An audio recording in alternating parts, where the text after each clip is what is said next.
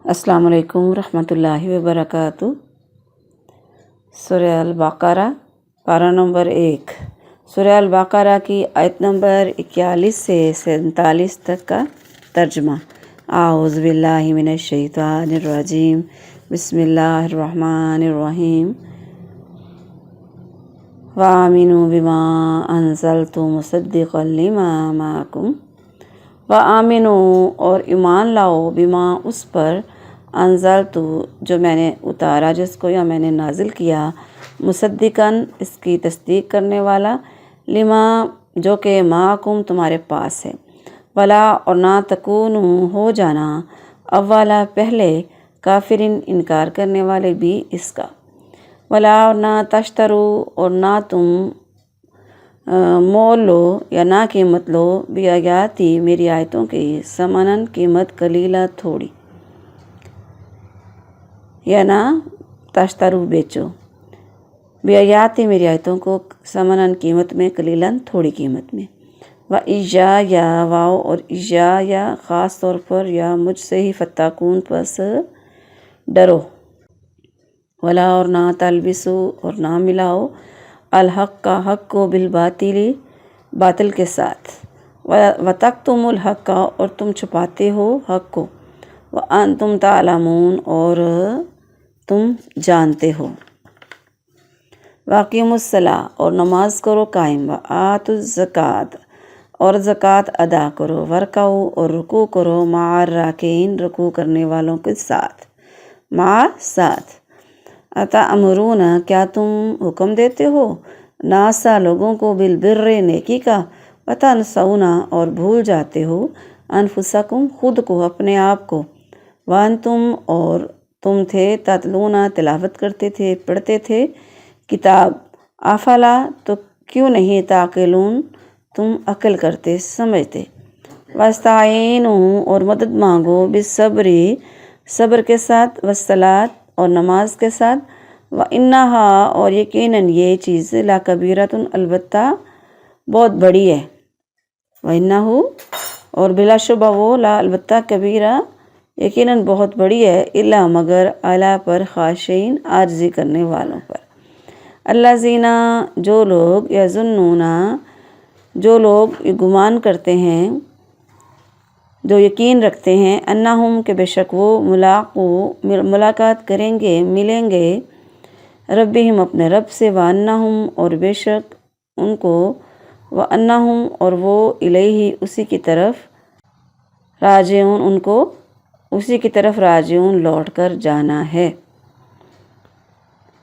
یا بنی اسرائیل اے بنی اسرائیل، اذکروا یاد کرو، نعمتی میری نعمت کو، اللاتی جس کو، انعمت انعام کیا میں نے، علیکم تم پر، وانی اور بے شک میں نے، فضلتکم فضیلت دی تم کو، علی العالمین سارے عالم پر، سارے جہانوں پر۔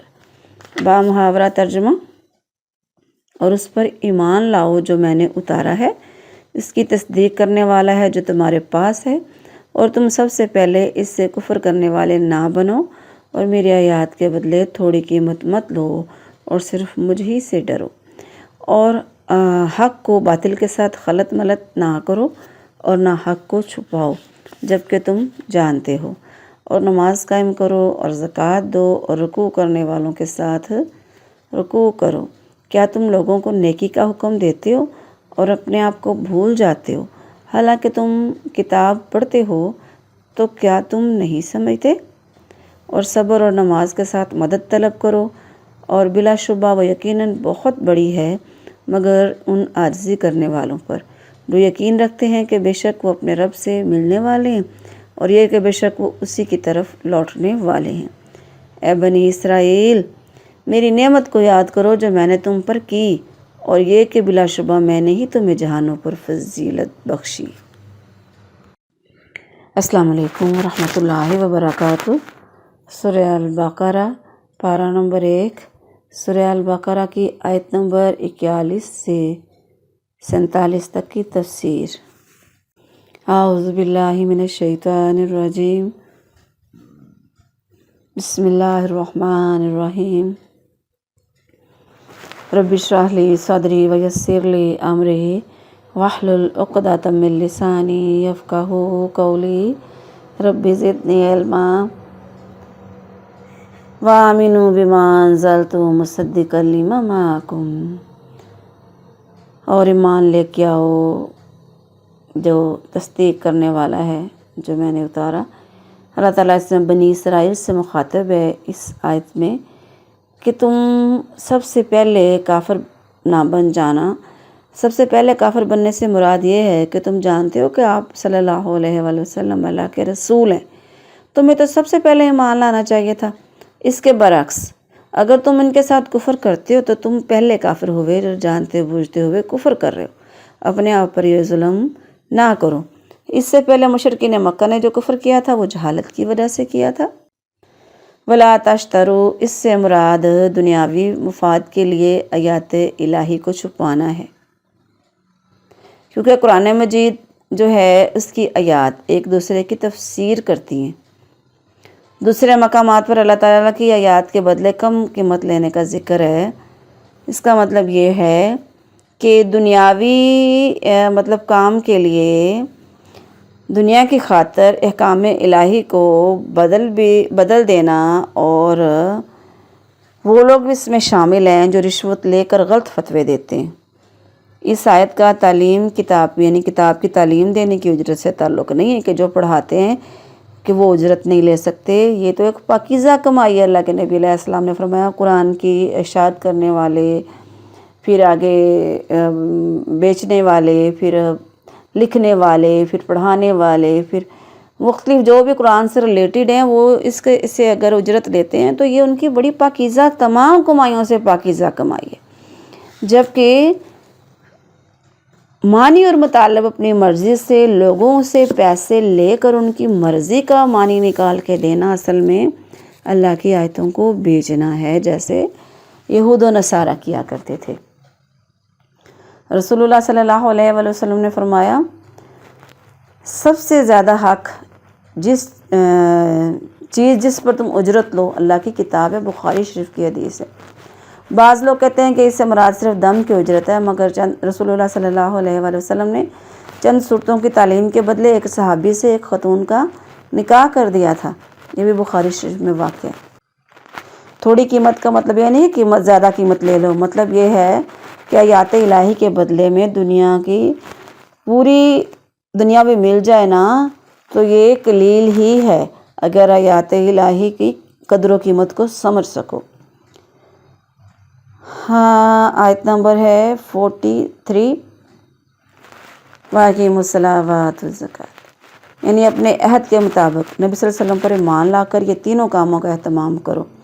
इस आयत से बाजमात नमाज की भी ताकीद होती है कि रसूलुल्लाह सल्लल्लाहु अलैहि वसल्लम ने फरमाया उस ज़ात की कसम जिसके हाथ में मेरी जान है, मैंने इरादा किया कि ईंधन का हुक्म दूँ वो इकट्ठा किया जाए, फिर नमाज का हुक्म दूँ उसके लिए अज़ान कही जाए, फिर किसी आदमी को हुक्म दूँ कि वो लोग इमामत करवाएं, फिर उन आदमियों की तरफ जाऊँ जो नमाज में हाजिर नहीं होते और उन समेत उनके घरों को जला दूँ। ये बुखारी शरीफ की हदीस है। यानी अल्लाह के नबी ने फरमाया जो इंसान अज़ान सुनता है ना वो नमाज के लिए मस्जिद में ना आए तो उसकी नमाज नहीं है घर में, मगर किसी उज़र की वजह से, कोई बीमारी है, कोई मसला है, कोई मौसम ऐसा है, तो उन सूरतों में। आयत नंबर 44, अतअमुरूनन्नास बिलबिर्रि, यानी लोगों को तो रात पर अमल करने का हुक्म देते हो और ख़ुद भूल जाते हो कि इसमें नबी सल्लल्लाहु अलैहि वसल्लम पर ईमान लाने का हुक्म मौजूद है। अब मुसलमानों का भी ये हाल हो गया बनी इसराइल जैसा। अल्लाह ताला हम सब पर रहम फरमाए कि ख़ुद अमल नहीं करते मगर दूसरों को नेकी का हुक्म देते रहते हैं। तो अल्लाह ताला हमें इस चीज़ पे अमल की तौफीक दे के जो बात करें ख़ुद भी अमल करें। अस्तग़फिरुल्लाह अस्तग़फिरुल्लाह अस्तग़फिरुल्लाह अस्तग़फिरुल्लाह। रसूलुल्लाह सल्लल्लाहु अलैहि वसल्लम ने फरमाया क़यामत के दिन एक आदमी को लाया जाएगा, उसे जहन्नुम में डाल दिया जाएगा और उसकी अंतड़ियाँ आग में निकल कर ढेर हो जाएंगी। वो इनके गिर्द ऐसे घूमेगा जैसे गधा अपनी चक्की के गिर्द घूमता है। آگ والے اس کے ارد گرد جمع ہو جائیں گے اور کہیں گے اے فلاں تیرا کیا معاملہ ہے، کیا تو ہمیں نیکی کا حکم نہیں دیتا تھا اور ہمیں برائی سے منع نہیں کرتا تھا؟ وہ کہے گا میں تمہیں نیکی کا حکم دیتا تھا اور خود وہ کام نہیں کرتا تھا، اور تمہیں برائی سے منع کرتا تھا اور خود وہی کام کرتا تھا۔ استغفر اللہ، یہ بخاری شریف کی حدیث۔ استغفر اللہ۔ آیت نمبر 45، وَاسْتَعِینُوا بِالصَّبْرِ وَالصَّلَاةِ، یعنی کہ کسی بھی مصیبت کے برداشت کرنے میں ان دو چیزوں سے سہارا لو۔ نبی علیہ السلام کو جب اچانک کوئی حادثہ پیش آتا تو آپ علیہ السلام نماز پڑھتے تھے۔ صبر 3 قسم پر اہل علم نے فرمایا، مصیبت پر صبر کرنا، اللہ تعالیٰ کی اطاعت پر صبر کرنا، اور نافرمانی سے بچنے پر بھی صبر ہے۔ آیت نمبر 46، الذین یظنون انہم ملاقو، نماز کی پابندی تو ایک نہایت مشکل ذمہ داری ہے، مگر جن کے دلوں میں اللہ تعالیٰ کا خوف ہے، آخرت کا یقین ہے، ان پر یہ بھاری نہیں ہے۔ آیت نمبر 47، یا بنی اسرائیل، اوپر آیت نمبر 40 میں مختصر اللہ تعالیٰ نے بنی اسرائیل کو اپنے احسانات یاد دلائے تھے، اب تفصیل کے ساتھ ان کا بیان شروع ہو گیا ہے، دوبارہ خطاب کیا گیا اور دوبارہ وہی لفظ ان کے لیے استعمال کیا گیا، یا بنی اسرائیل، یعنی اتنا پیارا طریقہ ہے کہ جیسے انسان کو اپنے بڑوں پر فخر ہوتا ہے نا، تو ایسے ان کو بلایا گیا کہ یاد کرو میری نعمت کو جو کہ میں نے تم کو سارے جہان پر فضیلت دی، جہانوں پر فضیلت بخشی۔ اس سے مراد رسول اللہ صلی اللہ علیہ وآلہ وسلم کے پہلے زمانوں کے لوگ ہیں، کیونکہ آپ صلی اللہ علیہ وسلم کے تشریف لانے پر فضیلت جو ہے کنتم خیر امت، اللہ نے فرما کر اس امت کو عطا کر دی۔ رسول اللہ صلی اللہ علیہ وآلہ وسلم نے فرمایا سب سے بہتر میرے زمانے کے لوگ ہیں، پھر وہ لوگ جو ان سے بعد میں ملیں گے، پھر جو ان کے بعد ان سے ملیں گے۔ یہ بخاری شریف کی حدیث ہے۔ یہ ان واقعات کا نعمتوں کا تسلسل جاری ہے، ہم انشاءاللہ بقیہ اگلے سبق میں پڑھیں گے۔ وما علیہ الا البلاغ المبین۔